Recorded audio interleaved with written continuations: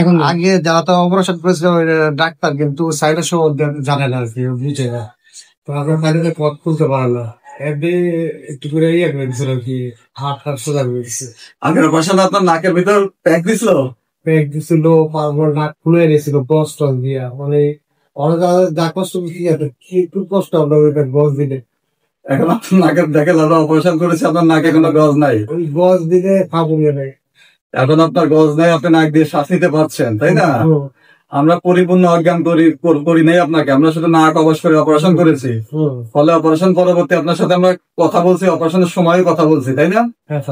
আপনার কথায় কষ্ট হচ্ছে সেটা আমাদেরকে বলছেন, যে আপনার একটু অস্বস্তি লাগতেছে, অপারেশনটা একটু আমাদের ধীরে করতে বলছেন। পুরো কন্ট্রোলে, ঠিক আছে, পুরো বডি এখন কন্ট্রোলে, ঠিক আছে। তার মানে কি আপনার আমার লোকাল দিয়ে করছে, আপনি পুরো সময় জেগেছিলেন, কোনো ব্যথা পান নাই না? এখন আপনি নাক দিয়ে শ্বাস নিতে পারতেছেন, আমরা লাস্টেও দেই নাই, আপনি কালকেই বাসায় চলে যেতে পারবেন, ঠিক আছে?